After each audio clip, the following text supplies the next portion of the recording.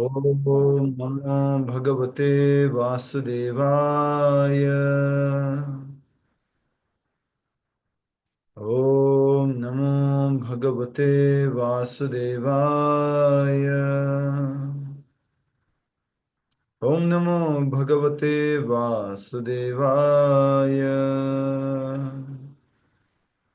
मुखं करोति वाचालं पंगुं लंघयते गिरिं यत्कृपातमहं वन्दे श्रीगुरुदीनतारिणं परमानन्दमाधवं श्रीचैतन्यमीश्वरम्।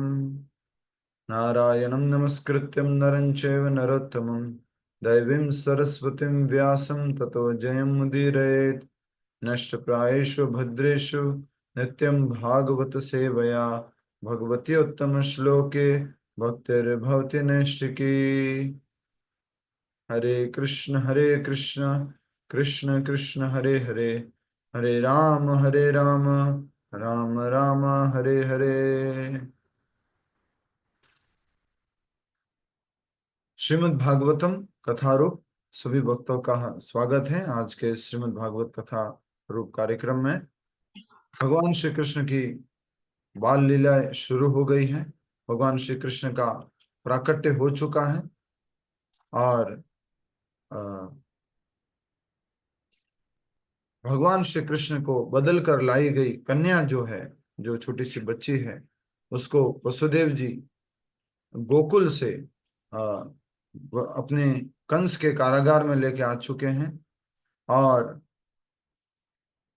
उन्होंने अपने आप को बेड़िया डाल दी वसुदेव जी ने। और उसके बाद में हमने देखा कि हरे कृष्ण, उसके बाद हमने देखा कि सारे के सारे सैनिक वगैरह जाग जाते हैं।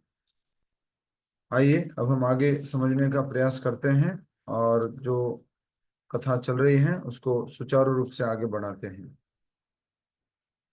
आज का अध्याय संख्या 57। यस 57।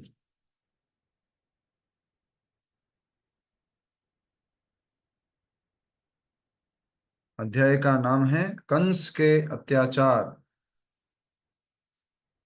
10वां स्कंद। तो ये सब हमने देखा कि प्रसव पीड़ा से बुरी तरह थकी यशोदा गहरी नींद में सोई हुई थी और उसे इस बात का आभास भी नहीं था कि उसने संतान को जन्म दिया है। वसुदेव भली भांति जानते थे कि समाचार मिलते ही कंस उस कन्या का वध करने का प्रयास करेगा। नंद महाराज और वसुदेव घनिष्ठ मित्र थे। ऐसा कहा जाता है कि नंद महाराज और वसुदेव भाई भाई भी थे।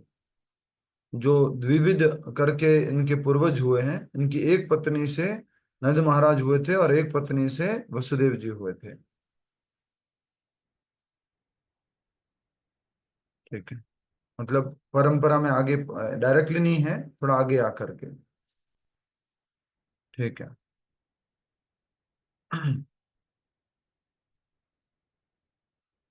हाँ, परंतु उन्होंने विचार किया कि अपने पुत्र की रक्षा के लिए उन्हें अपने मित्र की पुत्र की हत्या के अतिरिक्त अन्य कोई उपाय नहीं दिखाई दिया।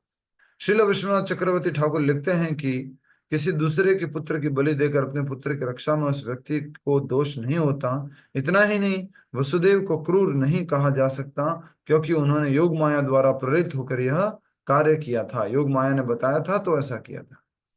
अब आगे बढ़ रहे हैं आज के अध्याय की तरफ। आशा करता हूं कि आप सब लोग अभी तक यहाँ तक का समझ चुके हैं और कथा में आनंद आ रहा है। कंस के अत्याचार, अध्याय 57।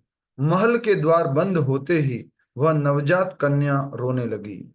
वो पहरेदार थे, वो सब लोग थे, वो सब सो गए थे जब वसुदेव जी कहाँ गए थे?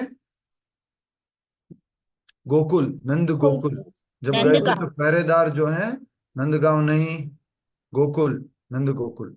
तो वहां गए थे तब सारे पहरेदार गहरी नींद में सो गए थे और जो दरवाजे थे वो बंद हो गए थे। अब देख रहे हैं कि जब वसुदेव जी वापस आ चुके हैं और उन्होंने उस पुत्री को कहाँ पर, किसके पास सुला दिया है? देवकी के पास सुला दिया है और अपने पैरों में फिर से बेड़ियां कस ली है। महल के द्वार बंद होते ही वह नवजात कन्या रोने लगी। उसके क्रंदन को सुनकर पहरेदार जाग गए। उन्होंने तुरंत इसका समाचार कंस के पास भेजा। जो आतुरता से इसकी प्रतीक्षा कर रहा था। तक्षण अपने बिस्तर से उठते हुए वह सोचने लगा, आज मेरी क्रूर मौत ने जन्म लिया है। आज मेरी क्रूर मौत ने जन्म लिया है। जो मेरे को मारने वाले हैं उसने आज जन्म लिया है। ऐसा करके कंस सोच रहा है। अत्यंत उद्विग्न अवस्था में कंस के बाल इधर उधर बिखर गए। लंबे कदम उठाते हुए वह क्रोध में मत्त था। जैसे ही देवकी ने उसे देखा, वह निस्सहाय होकर उससे याचना करने लगी, मेरे भैया, तुम्हारा सब प्रकार से मंगल हो। अब इस अबला कन्या की हत्या करना तुम्हें शोभा नहीं देता। नियति से प्रेरित होकर तुमने पहले ही अग्नि के समान तेजस्वी 6 शिशुओं की हत्या कर दी है। अब इस पुत्री पर थोड़ी दया करो। मैं कितनी दुर्भागिनी हूं कि जन्म लेते ही मेरे बच्चों की हत्या हो जाती है। मैं तुम्हारी छोटी बहन हूं। क्या तुम इस बच्ची को छोड़कर अपनी बहन को इसकी भेंट नहीं दोगे?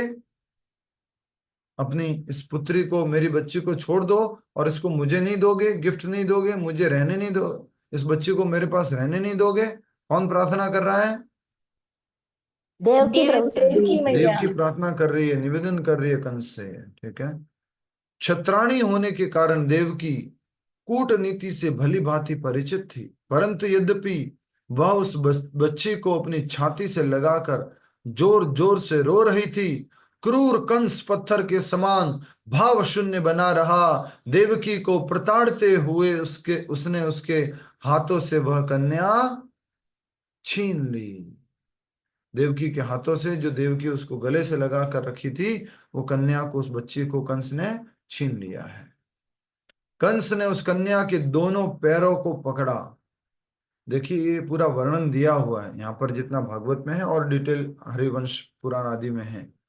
तो कंस ने उस कन्या को दोनों पैरों से पकड़ा और घुटनों के बल पर बैठकर उसे पथरीले फर्श पर पटकने के लिए हवा में ऊपर उठा लिया। समझ गए आप? दोनों पैरों से ऐसे ऊपर पटक के वो छोटी सी बच्ची को, मासूम कन्या को ऊपर उठा लिया कंस ने।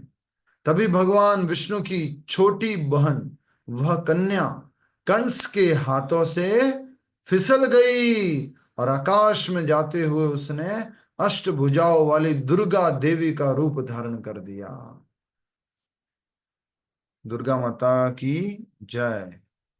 ये देख सकते हैं, कंस जो है पैरों पर बैठ करके उस छोटी सी बच्ची को पत्थर पर जोर से मारने ही वाला था कि वो बच्ची उनके हाथ से छूट गई और उसने ये रूप धारण कर लिया। ये फोटो डिस्प्ले रखिएगा, क्योंकि आगे आभूषणों का वर्णन है तो हम देख पाएंगे। अष्टभुजाओं वाली देवी का रूप धारण कर लिया। इनके भाई कितने भुजा वाला रूप लेकर प्रकट हुए थे, लतिका माता जी? इनके भैया कितने भुजा वाला रूप लेकर प्रकट हुए थे, लतिका माता जी? चतुर्भुज। यस, चतुर्भुज रूप में भगवान श्री कृष्ण प्रकट हुए थे। और अब ये योग माया जो है वो प्रकट हो गई है। ये वास्तव में आध्यात्मिक शक्ति है, लेकिन भौतिक जगत में ये परिवर्तित हो जाती है और भौतिक शक्ति का रूप ले लेती हैं, दुर्गा माता का रूप ले लेती हैं। तो कहा जा रहा है कि अष्टभुजाओं वाली दुर्गा देवी का रूप धारण कर लिया। वह देवी फूलों की मालाओं से सुसज्जित थी। देखो, ये भी बहुत महत्वपूर्ण बात है कि उसको जैसे ही पटक रहा था कंस, तो ये देवी बन गई और उनके गले में एक फूलों की सुंदर माला है। आ, उसके शरीर पर चंदन का लेप था और उत्कृष्ट परिधान एवं बहुमूल्य रत्नों से बने आभूषणों से सजी वह अत्यंत सुंदर दिख रही थी। उसने अपने 8 हाथों में, अब क्या क्या है 8 हाथों में देख लो। धनुष है, देखो आप डिस्प्ले में दिया हुआ, आप उधर भी देखते रहना। धनुष है, त्रिशूल है, थोड़ा बड़ा कर दीजिए माता जी को। धनुष है, त्रिशूल है, बाण है, ढाल है। थोड़ा जूम करने का कहा है, बड़ा करने को कहा है। धन्यवाद। तो क्या क्या है? धनुष है, त्रिशूल है, देख पा रहे हैं आप? धनुष, त्रिशूल। त्रिशूल थोड़ा नहीं दिख रहा है, वो ब्लर पिक्चर क्वालिटी के कारण, तो आप देख सकते हैं कि कहीं ना कहीं तो दिख जाएगा आपको त्रिशूल। बाण है हाथ में, ठीक है, नीचे के हाथ में बाण है। और गदा, गदा और शंख।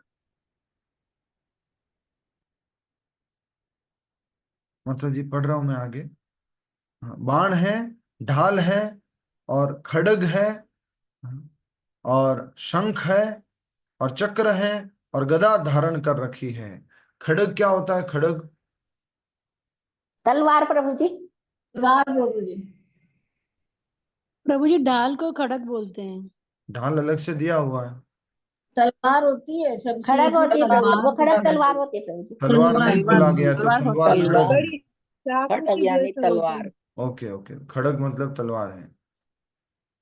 धनुष है, त्रिशूल, धनुष हो गया, त्रिशूल हो गया, बाण हो गया धनुष के साथ में, और फिर ढाल है, तो फिर उसके साथ में खड्ग भी होगा अर्थात तलवार भी होगी, और शंख चक्र है, और गदा धारण कर रखी है। ये अष्टभुजाओं वाली देवी जो है, दुर्गा देवी, वो प्रकट हो चुकी है। दुर्गा देवी ने ये रूप धारण कर लिया है। बहुत बहुत धन्यवाद।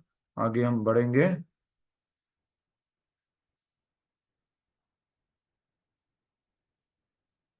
गरजती आवाज में उसने कंस से कहा, अरे मूर्ख कंस, मुझे मारकर भला तुझे क्या मिलेगा?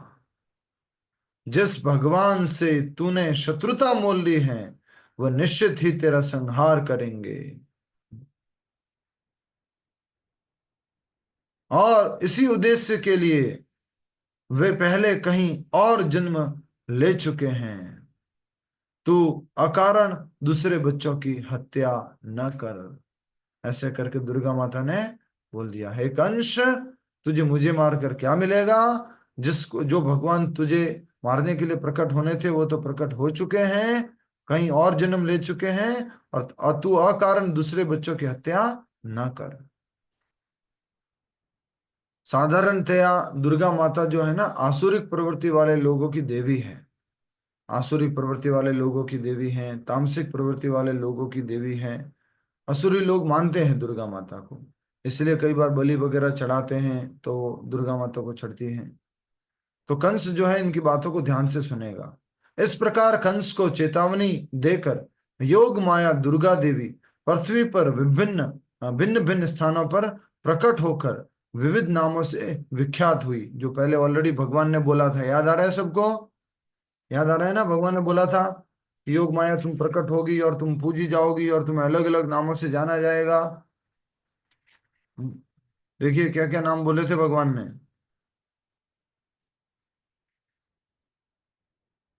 ये देखिए लिखे हुए हैं, जैसे दुर्गा, भद्रकाली, विजया, वैष्णवी, कुमुदा, चंडिका, कृष्णा, माधवी, कन्यका, माया, नारायणी, ईशानी, शारदा, अंबिका आदि नामों से तुम जानी जाओगी। ये भगवान ने पहले ही बोल दिया था। तभी ये अलग अलग भिन्न भिन्न स्थानों पर प्रकट होकर विविध नामों से विख्यात हुई। ये योग माया, या क्या कहेंगे हम, दुर्गा देवी। एक्चुअल में सभी लोग इधर ध्यान से सुनिए, बहुत इंपॉर्टेंट बात है। एक्चुअल में तो वो दुर्गा देवी है। नाम क्या होना चाहिए इनका? नाम क्या होना चाहिए? माया देवी। महामाया। क्या नाम होना चाहिए? महामाया। आज भी आप जाओगे तो भगवान श्री कृष्ण का जो जन्म स्थान है मथुरा में, वो कंस का जो कारागार है, वहां पर भगवान के उस कारागार में घुसने से पहले योग माया का मंदिर है, और योग माया नाम दे रखा है। तो बहुत बार ये प्रश्न मन में उठा, योग माया नाम नहीं होना चाहिए, महामाया नाम होना चाहिए। महामाया। तो योग माया इसलिए कहा गया है क्योंकि वो योग माया के रूप में ही प्रकट हुई थी, इसलिए उनको योग माया ही कहा जा रहा है। योग माया जो परिवर्तित हुई महामाया के रूप में या दुर्गा माता के रूप में, ठीक है, उनको योग माया के रूप में पूजा जाता है। ठीक है। दुर्गा को अपनी बहन की पुत्री के रूप में जन्म लिया देखकर कंस आश्चर्यचकित रह गया। वह इस निष्कर्ष पर पहुंचा कि देवकी कोई साधारण स्त्री नहीं है। क्योंकि दुर्गा देवी को असुरिक लोग मानते हैं। ये देवी देवकी से कैसे प्रकट हो गई? तो देवकी कोई कोई साधारण स्त्री नहीं है। साथ ही वह यह देखकर भी भ्रमित था कि देवकी की 8वीं संतान कन्या कैसे हो सकती है। 8वीं संतान तो कौन होने चाहिए था? एक पुरुष होना चाहिए था, विष्णु का कुछ रूप होना चाहिए था जो मुझे मारने के लिए आने वाला था। तो ये कन्या कैसे हो सकती है? कंस आश्चर्यचकित रह गया, हाथ में पकड़ा, ऊपर उठ गई, अष्टभुजाओं का रूप धारण कर लिया। ये तो दुर्गा देवी बन गई, ये कैसे संभव है? कंस जो है आश्चर्यचकित रह गया। ग्लानि भरे हृदय के साथ उसने तुरंत वसुदेव और देवकी की बेड़ियों को खोल दिया। बेड़ियां खोल दी और अत्यंत नम्र शब्दों में बोला, हे वसुदेव, हे मेरी प्रिय बहन, निश्चित ही मैं उस नरभक्षी राक्षस के समान हूं जो स्वयं अपने बच्चों को मारकर खा जाता है। मैंने तुम्हारे 6 पुत्रों की निर्ममता से हत्या की है। निर्दयी और क्रूर बनकर मैंने अपने सारे परिजनों और मित्रों से वैर किया। मैं नहीं जानता कि मुझे क्या गति प्राप्त होगी। ये कंस क्या कर रहा है? अच्छी अच्छी बातें कर रहा है। आहा, क्या बोल रहे हैं, वाह। अपने जीजा जी और जीजी से बातें कर रहे हैं ये। हाय, कैसी विडंबना है कि मनुष्य ही नहीं, अब तो देवता भी झूठ बोलने लगे हैं। हाँ? मैं इतना पापी हूं कि मैंने उस भविष्यवाणी पर विश्वास रखा और अपनी बहन के नवजात शिशुओं की हत्या कर दी। हाँ? अब तो देवता भी झूठ बोलने लगे। इस लाइन का क्या अर्थ है डॉक्टर रेशमा माता जी? अब तो देवता भी झूठ बोलने लगे, क्या मतलब है? क्योंकि प्रभु जी वो वाणी के हिसाब से तो पुत्र होना था, तो ये पुत्री कैसे हो गई? तो हम्म। इसका मतलब है देवता लोग झूठ बोल रहे हैं। हाँ, इसका मतलब वो भविष्यवाणी हुई थी वो झूठी है। देवकी का 8वां पुत्र मुझे मानने वाला था, ये तो पुत्री हुई और ये तो दुर्गा देवी है, और ये कैसे देवता झूठ बोल सकते हैं? तो ये देवता लोग झूठ बोलते हैं, ऐसा करके कंस वसुदेव जी और देवकी से कह रहे हैं। मैं इतना पापी हूं कि मैंने उस भविष्यवाणी पर विश्वास रखा और अपनी बहन के नवजात शिशुओं की हत्या कर दी। परंतु तुम दोनों अत्यंत महान हो। तुम्हारे पुत्रों ने स्वयं अपने ही कर्मों का फल भोगा है और इसलिए तुम्हें उनके लिए दुखी होने की आवश्यकता नहीं है। वास्तव में आत्मा सनातन है। वाह रे भैया कंस, वाह। हाँ? मारने के बाद तो भगवद गीता बोल रहा है। हाँ? वास्तव में आत्मा सनातन है और इस अस्थायी शरीर में से पूरी तरह परे है। इस सत्य से अनभिज्ञ व्यक्ति अपने एवं अन्य शरीरों से अत्यधिक आसक्त हो जाता है और अपने मित्रों एवं परिजनों से मिलन पर सुख और बिछड़ने पर दुख का अनुभव करता है। वाह वाह, कंस भगवान आप कहाँ थे भैया?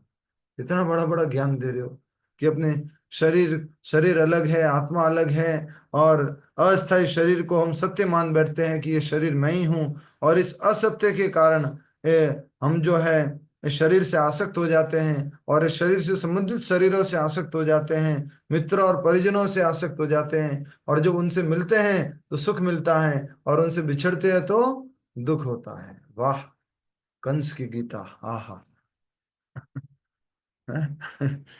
कर्म ज्ञान हो गया प्रभु जी, हाँ, कर्म का ज्ञान देने लग गया। हिरण्यकशिपु की जय। ज्ञान पूरा है इसको, हिरण्यकशिपु को भी ज्ञान था, लेकिन इतने देखो ज्ञानी थे फिर भी। अभी क्या होता है, देखो आगे। हाँ? मेरी प्रिय बहना, व्यक्ति ने जैसे कर्म किए होते हैं विधाता उसे उन्हीं के अनुरूप फल देता है। स्वयं को शरीर मानने वाला व्यक्ति सोचता है मेरी मृत्यु हो गई अथवा मैंने अपने शत्रुओं की हत्या कर दी, परंतु जब तक वह इस शारीरिक चेतना में रहता है तब तक उसे अपने कर्मों और उनके फलों को भोगने के लिए बाध्य होना पड़ता है। वाह वाह कंस जी, वाह, आहा, बहुत बढ़िया। अरे भाई, कंस तो इतना ज्ञान दे रहा है अपनी बहन को। ये सब ज्ञान इसलिए दे रहा है कि बहन संतुष्ट हो जाए, शांत हो जाए कि इसके 6 पुत्र मर गए अपने कर्मों के कारण मने। हाँ? अपने आप को शरीर मान के उन्होंने कुछ कर्म किए होंगे तो मर गए हैं। हमें इस बात की चिंता करने की आवश्यकता नहीं है, अपने कर्म भुगत रहे हैं। अरे भाई, अगर ऐसी ही बात थी तो तू क्यों डर रहा था जब आकाशवाणी हुई थी? आप दोनों अत्यंत दयालु हैं, कृपया मुझ दीन पर कृपा करो और मेरे अत्याचारों को क्षमा कर दो। हरि बोल। वाह कंस जी वाह, बढ़िया बढ़िया बातें बोल रहे हैं कि मेरे अपराधों को क्षमा कर दो। 6 पुत्रों को मारा, एक माँ के 6 पुत्रों को, और तुम बोल रहे हो क्षमा कर दो। ऐसी प्रार्थना कर रहा है कंस। यह कह कर कंस वसुदेव और देवकी के चरणों में गिर पड़ा, दंडवत प्रणाम। गिर पड़ा। उसकी आंखें आंसुओं से भरी थी। आह, वारे वाह। दुर्गा देवी के वचनों पर पूरा विश्वास होने के कारण कंस के हृदय में पुनः वसुदेव और देवकी के प्रति पारिवारिक स्नेह उमड़ पड़ा और उसने तुरंत उन्हें कारागार से मुक्त कर दिया। यद्यपि कंस एक असुर था, फिर भी उसे चिन्मय आत्मा और जड़ पदार्थ के भेद, जड़ पदार्थ अर्थात ये शरीर के भेद का अच्छा ज्ञान था। भगवान की कृपा से उसका हृदय सच्चे पश्चाताप से भरा था कि उसने अकारण ही वसुदेव और देवकी जैसे महान भक्तों पर अत्याचार किया। ये कंस सोच रहा है, अकारण ही उन्होंने अत्याचार किया।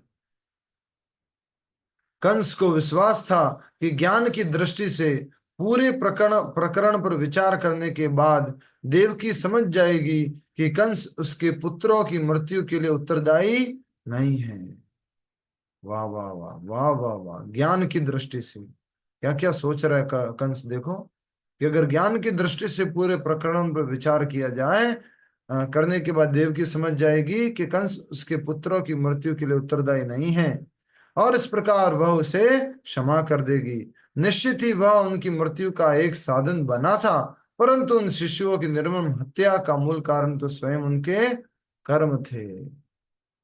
वाह रे कंस वाह, आज भी तेरे जैसे असुर उपस्थित हैं और गो हत्या करने के बाद क्या बोलते हैं, ये तो इसके लिखा हुआ था इसलिए मर गई, कर्मों के अनुसार इसको मरना था, मर गई।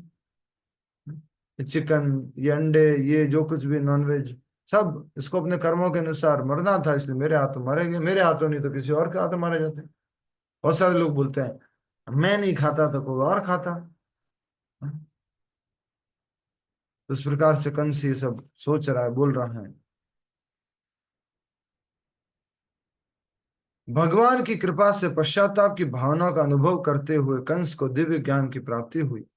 फलस्वरूप उसने अनुभव किया कि वह शारीरिक स्तर पर होने वाले कर्मों तथा उनकी प्रतिक्रियाओं के लिए उत्तरदायी नहीं है। वसुदेव और देवकी को महान आत्माएं संबोधित करते हुए उसने उनसे उसने क्षमा याचना की, क्योंकि क्षमा ही महान लोगों का सर्व प्रमुख गुण होता है। माफ कर देना, क्षमा कर देना, ये महान व्यक्तियों का सर्व प्रमुख गुण है।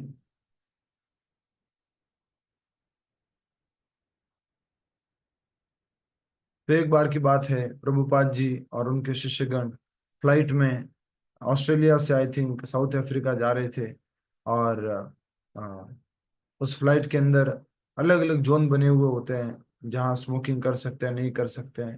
Prabhupada ji non smoking zone में बैठे थे। उसके पास वाले में फुटबॉल या आई थिंक कुछ जो प्ले करते हैं गेम, उसी तरह का कोई गेम होता है, उस गेम खेलने वाली टीम और उसके प्रशंसक और सब लोग वहां पर थे। तो वो हल्ला गुल्ला कर रहे थे, साइलेंस जोन था तो भी वो हल्ला गुल्ला कर रहे थे फ्लाइट के अंदर। तो प्रभुपाद जी ने शिष्य को इशारा किया और उसके बाद में प्रभुपाद जी ने नहीं कहा, वो शिष्य जो है वो जो अटेंडेंट था फ्लाइट में उसके पास जाता है और बोलता है कि देखो ये हल्ला गुल्ला कर रहे हैं, स्मोकिंग कर रहे हैं, नॉन स्मोकिंग जोन में, साइलेंस जोन है लेकिन बहुत ज्यादा बोल रहे हैं। तो वो जा करके अटेंडेंट उनको समझाते हैं चुपचाप हो जाइए, ऐसा यहाँ पे नहीं करना है, हल्ला गुल्ला नहीं करना है। इस प्रकार से वो शांत हो जाते हैं और फिर थोड़ी देर बाद वो फिर से तमाशा करने लगते हैं, फिर से वो जो है जोर जोर से आवाजें करने लगते हैं और फिर से ये प्रभुपाद जी का शिष्य उठता है और उसकी तरफ अटेंडेंट की तरफ जाने को होता है। उतने में प्रभुपाद जी उसको रोक देते हैं, रुक जाओ। प्रभुपाद जी कहते हैं तुम्हारे और उसमें क्या अंतर, अगर तुम उसको सहन नहीं कर सकते तो। प्रभुपाद जी ने क्या बोला, तुम्हारे और उसमें क्या अंतर, हमारे और उनमें क्या अंतर, अगर हम इसको सहन नहीं कर सकते तो ये महान वैष्णव का गुण होता है, वो अत्यधिक सहनशीलता रखते हैं, क्षमा माफ करने देने की भावना रखते हैं। यही यहाँ पर लिखा हुआ है कि क्योंकि क्षमा ही महान लोगों का सर्व प्रमुख गुण होता है। उदाहरण के लिए कई बार गंगा में कीचड़ अथवा अन्य गंदी वस्तु बहती हुई दिखाई देती हैं। नदियों का यही स्वभाव होता है, परंतु फिर भी बुद्धिमान व्यक्ति जब गंदगी के रहते हुए भी गंगा में स्नान करता है, वह इन वस्तुओं को एक और हटाकर पवित्र स्नान का पूरा लाभ प्राप्त करता है। तो गंदी वस्तुओं को हटा देता है, बुरी चीजों को वो जो है कहने का अर्थ है माफ कर देता है, अच्छी चीजों को वो स्वीकार कर लेता है, स्नान कर लेता है। कई बार हम लोग भी सोचते हैं कि गंगा नदी पवित्र है, बहुत गंदा हो गई है, और यमुना नदी भी बहुत गंदी हो गई है, अब कैसे स्नान करें। एक्चुअल में हम जिस दृष्टि से देख रहे हैं उस दृष्टि से गंदी हो गई है, लेकिन जो महान वैष्णव भक्त कैसे देखते हैं, उनकी पवित्रता से देखते हैं, उनके आध्यात्मिक गुण से देखते हैं। वो भौतिक उसमें गंदगी नहीं देखते हैं और वो उसमें स्नान करते हैं। ठीक है। जब देवकी ने देखा कि उसका भाई सच्चे हृदय से पश्चाताप करते हुए ज्ञान की बातें कर रहा है, तो उसका क्रोध शांत हो गया। वसुदेव ने भी विचार किया कि पूरे घटनाक्रम में कंस को दोषी नहीं ठहराया जा सकता, क्योंकि अंततः प्रत्येक घटना के पीछे भगवान की योजना ही कार्य करती है। यदि उस दिन वह आकाशवाणी नहीं हुई होती तो कंस इस प्रकार से व्यवहार करता ही नहीं।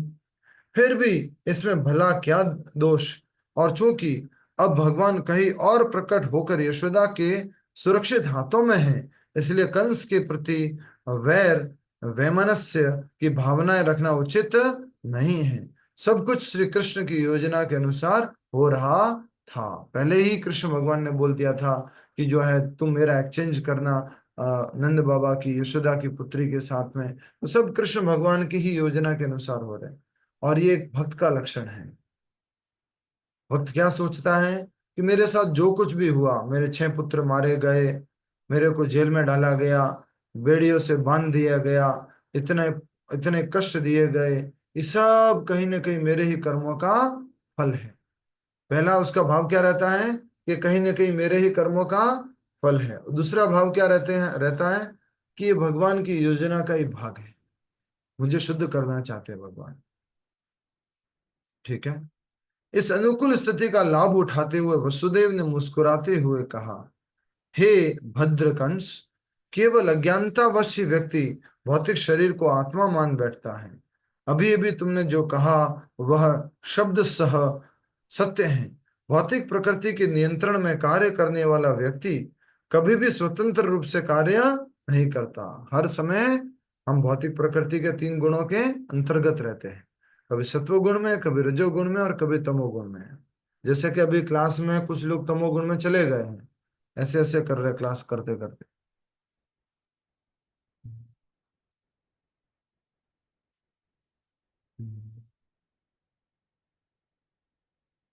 जागो भैया, गुड मॉर्निंग,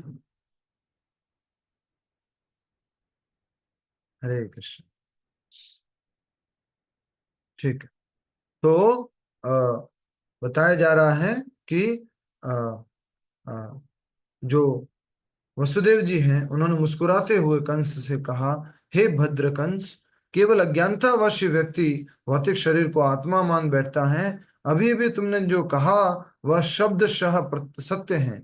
भौतिक प्रकृति के नियंत्रण में कार्य करने वाला व्यक्ति कभी भी स्वतंत्र रूप से कार्य नहीं करता है। प्रकृते क्रियमाणानि गुणे कर्माणि सर्वशः अहंकार विमूढ़ आत्मा कर्ता हम इति मन्यते। तीसरे अध्याय का 27वां श्लोक, कि एक्चुअल में प्रकृति के 3 गुण काम कर रहे हैं।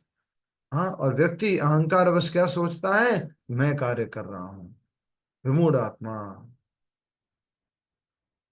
तो वसुदेव जी इस प्रकार से सोच रहे हैं, क्योंकि प्रत्येक कार्य प्रकृति के नियमानुसार स्वतः ही कार्यान्वित होता है। तीसरे अध्याय का 27वां श्लोक। अज्ञानी लोग जीवन की प्रत्येक घटना को अपने शारीरिक दृष्टिकोण से देखते हैं। बहुत सुंदर लाइन लिखी है, अंडरलाइन करो, अंडरलाइन करो, मार्कर से करो, पेन से, पेंसिल से करो।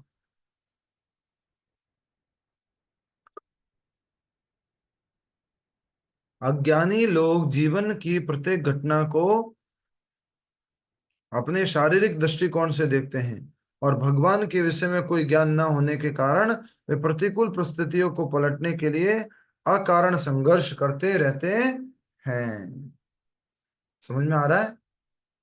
प्रतिकूल परिस्थितियां, जैसे शरीर बीमार हो गया। आज सुबह मधु पंडित प्रभु बहुत बढ़िया क्लास में कह रहे थे, साइंटिस्टों को जाके बोला जाए कि यमदूत आते हैं, मृत्यु के समय यमदूत दिखाई देते हैं और आत्मा को खींच के लेके जाते हैं, तो साइंटिस्ट लोग इस बातों में विश्वास नहीं करेंगे, लेकिन ये सत्य है। तो विश्वास कर या न कर, तूने जो पाप किया है ना, प्रकृति के साथ जो हनन किया है ना, उस कारण से यमदूत आएंगे और तुझे खींच के ले जाएंगे और बढ़िया बड़े गरम गरम ऑयल में डालेंगे और फिर बढ़िया से फ्राई करेंगे। तो भले कोई विश्वास करे या ना करे, ये सत्य बात है। उसी प्रकार से यहाँ पर बात कहा जा रहा है कि अज्ञानी लोग, हम सब लोग भी अज्ञानी हैं और साधारणतया क्या बोलते हैं, अच्छा ये हाँ जुकाम हो गया, हाँ सर्दी हो गई, क्यों हो गया भाई, अच्छा अच्छा मैंने शायद कुछ खा लिया था, अच्छा अच्छा, भौतिक कारण ही ढूंढने की कोशिश करते हैं। और देखिए क्या लिखा है कि अज्ञानी लोग जीवन की प्रत्येक घटना में अपने शारीरिक दृष्टिकोण से देखते हैं, कुछ न कुछ लॉजिक निकालने की कोशिश करते हैं और भगवान के विषय में कोई ज्ञान न होने के कारण वे प्रतिकूल परिस्थितियों को पलटने के लिए अकारण संघर्ष करते रहते हैं। मुझे कैंसर हो गया, मुझे कुछ बीमारी हो गई, अब मैं ऐसे करूंगा, ये करूंगा, वो करूंगा, हार्डवर्क करूंगा, भागूंगा, दौड़ूंगा। अरे भाई, आखिरकार तुम्हें आज जो कुछ भी समस्या है उसका कारण क्या है? बोलो मेरे प्रभु जी, माता जी, क्या है कारण? हमारे कर्म। भाई कर्म है, उस कारण से हो रहा है। कितना भी हम संघर्ष करेंगे, हमें जितना दुख भोगना है उतना भोगना ही पड़ेगा। जितना सुख और दुख लिखा हुआ है परसेंटेज के अंदर, उतना ही मिलेगा। चाहे आप करोड़ोंपति हो, अरबोपति हो, और आपको अकेले रह करके आंसू बहाने हैं तो बहाने ही पड़ेंगे। बच्चों का प्रेम नहीं मिलना है तो नहीं मिलेगा। ये जो है, हमें समझने का प्रयास करना है कि एक हिंदी में भी बोल रहा हूँ, इंग्लिश में भी बोलता हूँ, मटेरियल प्रॉब्लम स्पिरिचुअल सॉल्यूशन, भौतिक समस्याएं और आध्यात्मिक समाधान। हम क्या करते रहते हैं? भौतिक समस्या और भौतिक समाधान, भौतिक समस्या और भौतिक समाधान, बस हम जिंदगी भर यही सोचते रहते हैं, हम कर लेंगे, हम ठीक कर लेंगे। हाँ? अगर ऐसा ही होता ना, तो जो अच्छे डॉक्टर हैं, अच्छे डॉक्टर जो जानते हैं कि मैं बस एक इंस्ट्रूमेंट हूँ, वो अच्छे अच्छे ऑपरेशन करने से पहले ऑपरेशन थिएटर में भगवान से प्रार्थना नहीं करते, या जो उनके पेशेंट्स हैं उनसे ये नहीं कहते कि आप भी प्रार्थनाएं करो। अल्टीमेटली ये सब किसके हाथ में है? भगवान के हाथ में है। तो इस प्रकार से हमें समझना होगा, ये बहुत सुंदर है, मटेरियल प्रॉब्लम स्पिरिचुअल सॉल्यूशन। सबसे बड़ी मटेरियल प्रॉब्लम क्या है? सबसे बड़ी मटेरियल प्रॉब्लम क्या क्या है? हम शरीर है। अपने को शरीर समझते हैं। सबसे बड़ी मटेरियल प्रॉब्लम्स क्या है? जन्म मृत्यु जरा व्याधि। जन्म, मृत्यु, जरा, व्याधि। जन्म लेना, मरना, बीमारी होना, बुढ़ा होना, ये सबसे बड़ी प्रॉब्लम्स है। हाँ? इसका सॉल्यूशन क्या करेंगे हम दवाई खोजेंगे, हम कभी बूढ़े नहीं होंगे, हम खूब खूब मेहनत करेंगे। दवाई ढूंढने में कितने साल लगा लिए साहब? बोले 60 साल लगाए, बाल सफेद कर दिए, दाढ़ी सफेद कर दी, दाढ़ी जमीन पर टच हो रही है, खूब मेहनत किया। हाँ? बूढ़े नहीं होंगे, बीमार नहीं पड़ेंगे, मरेंगे नहीं, ऐसा संभव है क्या? नहीं संभव। ये सबसे बड़ी 4 बड़ी मटेरियल प्रॉब्लम है। इस सब का सॉल्यूशन क्या है? भगवान में शरण लेना, हरि नाम गाना है, भगवान की भक्ति करना, हरि धाम जाना है, हरे कृष्ण गाना है, हरि धाम जाना है, हरे कृष्णा कृष्णा कृष्णा हरे हरे, हरे रामा राम राम हरे हरे,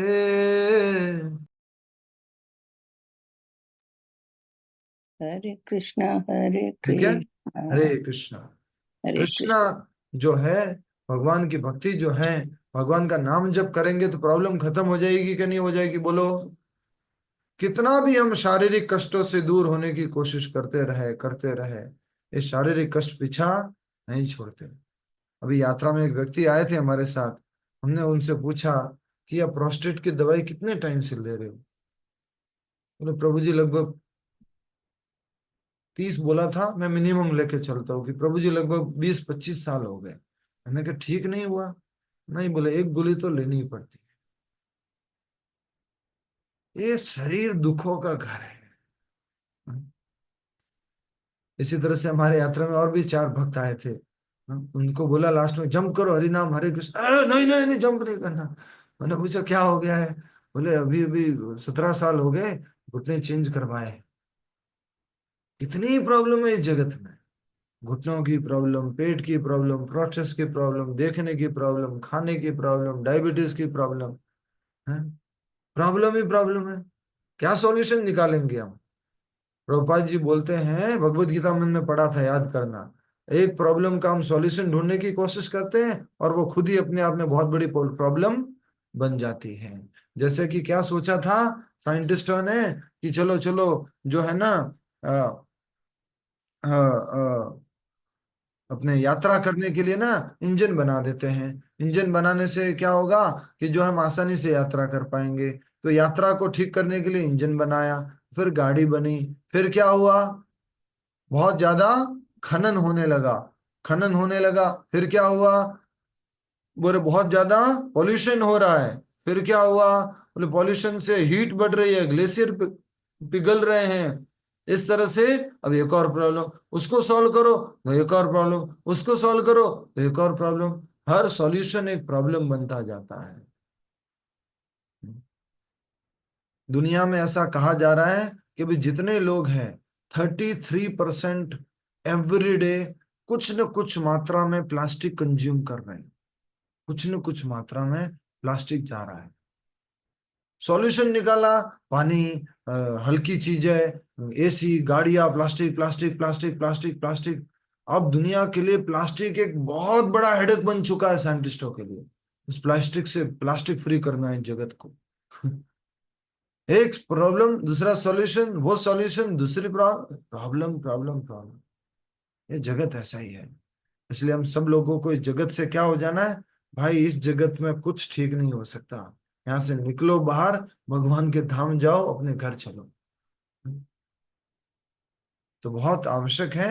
ये जो लाइन लिखी है इसके ऊपर मुझे और बोलना चाहिए, लेकिन आज ये पूरा अध्याय करना है, इसलिए थोड़ा सा आगे बढ़ेंगे। फिर से एक बार इस लाइन को पढ़ते हुए, अज्ञानी लोग जीवन की प्रत्येक घटना को शारीरिक दृष्टिकोण से देखते हैं और भगवान के विषय में कोई ज्ञान न होने के कारण वे प्रतिकूल परिस्थितियों को पलटने के लिए अकारण संघर्ष करते हैं।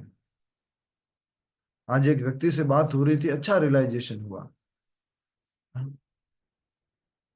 कभी कभी हम बोलते हैं ना कि उसने मेरे पैसे खा लिए, उसने मेरा ये खा लिया, उसने वो मेरा खा लिया।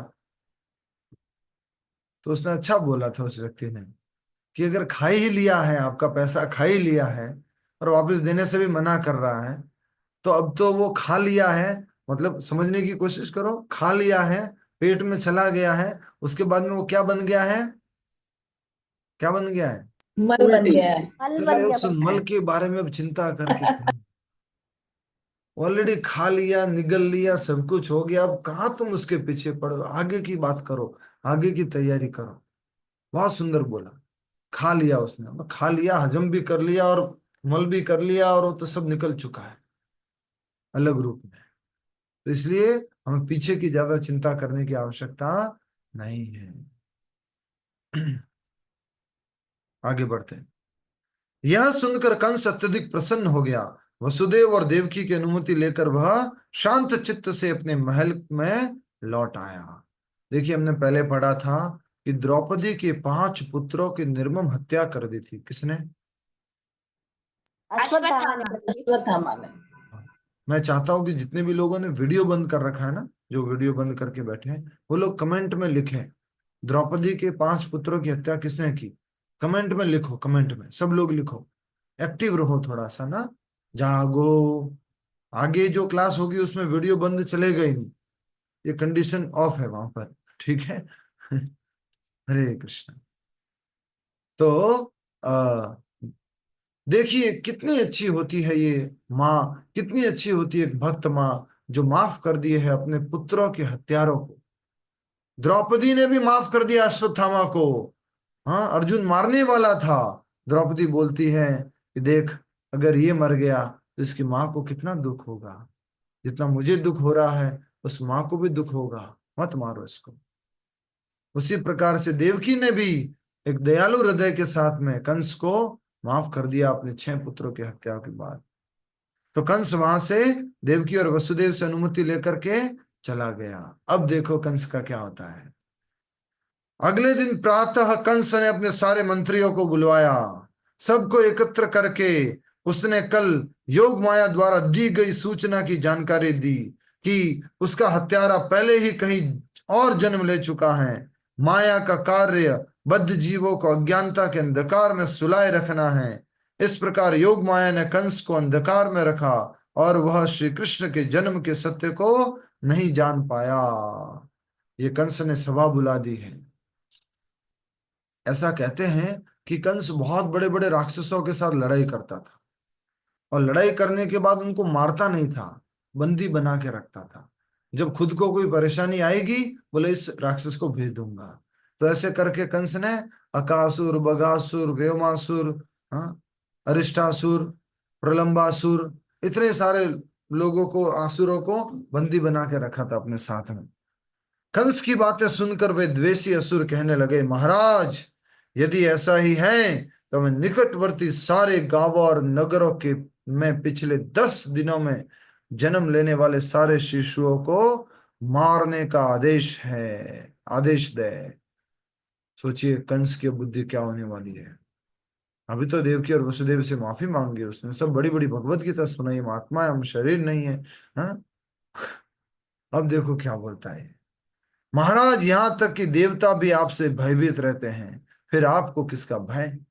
आपसे युद्ध में अधिकांश देवता युद्ध भूमि में से पलायन कर गए और शेष ने भयवश आपको समर्पण कर दिया, और आपने युद्ध के नियमों का पालन करते हुए उन्हें जीवन दान दे दिया। हमें भगवान विष्णु से भयभीत होने की आवश्यकता नहीं है, क्योंकि वे तो योगियों के हृदय में छिपे रहते हैं। उनको भी डर लगता है, और वह कहाँ छिपे हुए हैं, योगियों के हृदय में। तो विष्णु से भयभीत होने की आवश्यकता नहीं है। कौन कह रहे हैं? उनके कंस कह रहे हैं। वो हमारे असुर उनके असुर कह रहे हैं प्रभु तो जो मंत्री हमारे खराब मित्र होते हैं ना, खराब मित्र हमारे, प्रभु वो ऐसी इसीलिए सलाह कहते देते हैं हैं। एसोसिएशन अच्छा होना चाहिए हमेशा। हाँ, तो ये कंस का एसोसिएशन कैसा हो गया है, बेकार हो गया है। जैसे हमारे भी कुछ दोस्त होते हैं, अरे भाई ठीक है यार, बोल दिया उसने, होगा कहीं का, चल, अरे कोई बात नहीं यार, लड़ेंगे, चल ना तू। वैसे ही ये सारे असुर लोग कह रहे हैं कंस को कि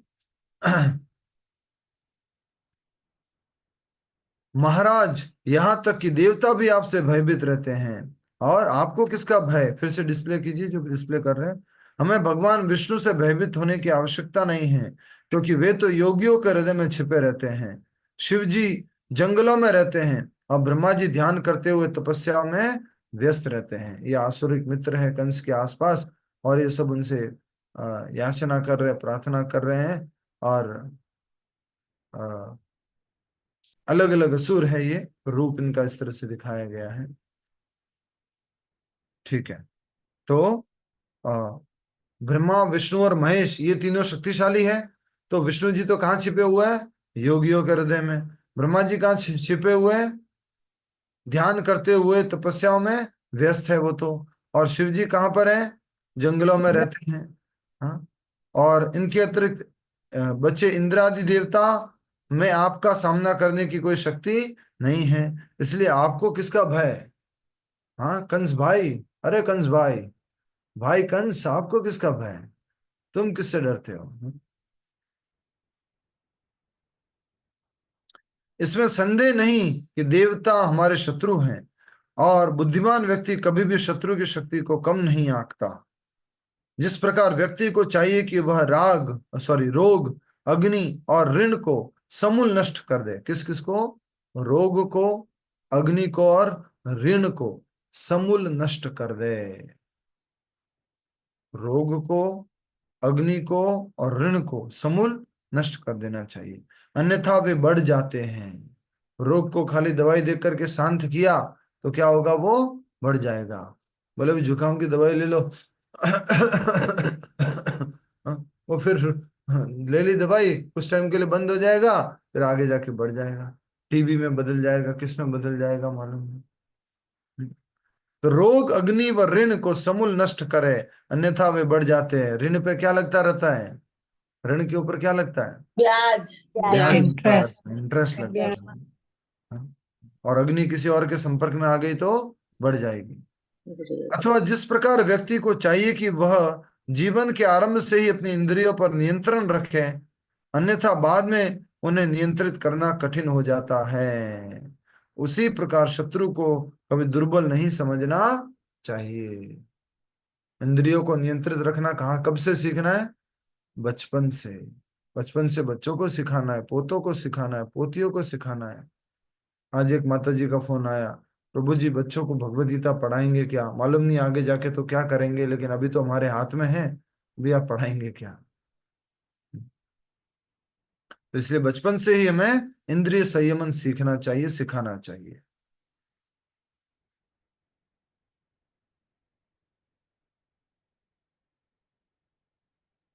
भगवान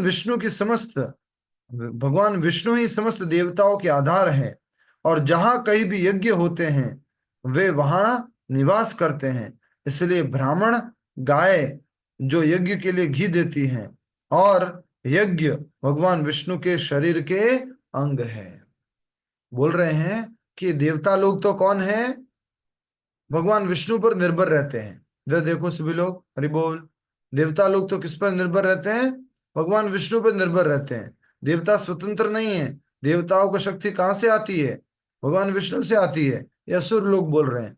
तो विष्णु जो है वो जड़ है, और विष्णु को कहां से शक्ति आ रही है? बोल रहे यज्ञ करने से। यज्ञ कौन करते हैं? बोले ब्राह्मण करते हैं। और उसमें क्या डलता है? गायों का घी डलता है। और वो सब ब्राह्मणों को, गायों को और विष्णु के शरीर का अंग मानते हैं। महाराज, हम सब आपके लिए कुछ भी करने के लिए तत्पर हैं। आज्ञा दीजिए, हम इस धरती को ब्राह्मण और गायों से रहित कर देंगे। भगवान विष्णु को मारने का यही एकमात्र साधन है। बोले विष्णु को शक्ति किससे मिलती है? गाय और ब्राह्मण से। तो इनको मार देते हैं, विष्णु कमजोर हो जाएगा।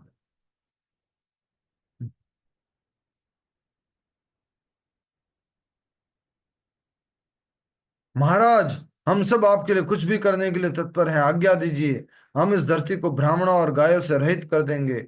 भगवान विष्णु को मारने का यही एकमात्र साधन है। अपने आसुरी मित्रों की चिकनी चुपड़ी बातें सुनकर कंस का हृदय पुनः बदल गया। उसकी मति पहले ही दुष्ट थी, और अब ऐसे मित्रों की संगति में उसने साधु संतों को दंड देने का निश्चय कर लिया। कंस के ये असुर अनुयायी मनचाहा रूप धरने की कला जानते थे। उन्होंने चारों दिशाओं में भ्रमण करते हुए संतों एवं भक्तों को प्रताड़ित करने की अनुमति देकर कंस अपने महल पर लौट आया। इस प्रकार ये जो असुर लोग हैं उनको कंस ने अनुमति दे दी कि तुम जाओ और ब्राह्मणों और गायों को मार दो, उनकी हत्या कर दो, साधु संतों को दंड दे दो। ये कंस ने इस प्रकार से अपने जो आसुरिक मित्र थे उनसे कहा। तो आप देख सकते हैं कि कंस कैसे बदल गया संगति में आकर के।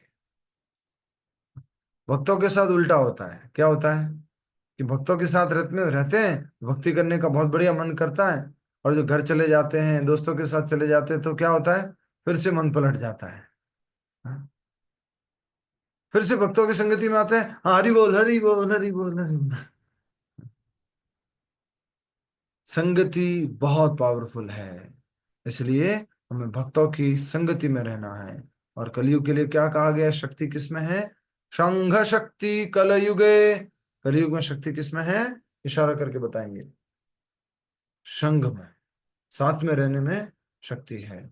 तो ये हम देख पा रहे हैं कि किस प्रकार से कंस एक दिन पहले तो वसुदेव जी और देवकी को बहुत बढ़िया बढ़िया बातें बोल रहा था, आत्मा, शरीर, हाँ, और कर्मों का चक्र, ये सब बातें कर रहा था। लेकिन अब तो वो क्या कह रहा है, पहले तो उसने माफी वगैरह मांगी थी वसुदेव जी और देवकी से, लेकिन अब वो फिर से असुरों की संगति में आने के कारण कह रहा है विष्णु को मार देंगे, और विष्णु को मारने का उपाय है गाय और ब्राह्मणों की हत्या कर देंगे।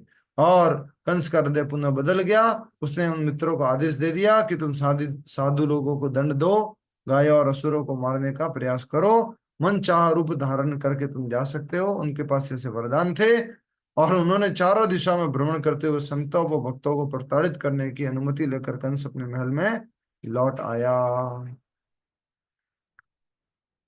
इस प्रकार आज की भागवत कथा समाप्त होती है। अभी हम सब लोग मिलकर के जप करेंगे, और फिर उसके बाद में कोई प्रश्न है तो आपका लेंगे। और सबसे निवेदन करता हूँ कि आप समय पर आया करो, प्रतिदिन समय पर आओ, टाइम पर आओ। कृष्ण कथा चल रही है अब तो, बहुत महत्वपूर्ण है, प्रतिदिन आइए, समय पर आइए। कर सकते हैं, अनाउंसमेंट है, वृंदावन में आप सभी लोगों को आना है 8, 9 और 10 तारीख को नवंबर में, तो वहीं पर एकत्रित होंगे। आप सब लोग आएंगे तो वहाँ एक दिन वहाँ सब आपस में भी बैठ के क्लास कर पाएंगे। 8, 9, 10 नवंबर कार्तिक उत्सव है, वृंदावन कार्तिक उत्सव। भगवान का नौका विहार होगा सरोवर के अंदर, भगवान का नौका विहार होगा यमुना नदी के अंदर, और भगवान का शोभा यात्रा होगी, भगवान की शोभा यात्रा होगी। तो आप सब लोग सादर आमंत्रित हैं, और 8, 9, 10 को अवश्य आए, तभी हम सब लोग एक जगह मिल सकते हैं सारे लोग। हरे कृष्ण। और कोई?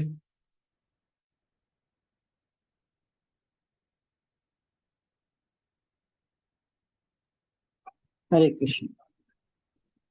किसी को कुछ पूछना है? हरे कृष्णा प्रभु जी, दंडवत प्रणाम। हरे कृष्ण। सभी को हरे हरे कृष्ण। कृष्ण। वांछा हरे कृष्णा प्रभु जी, दंडवत प्रणाम। प्रणाम प्रभु हरे जी। कृष्ण प्रभु जी।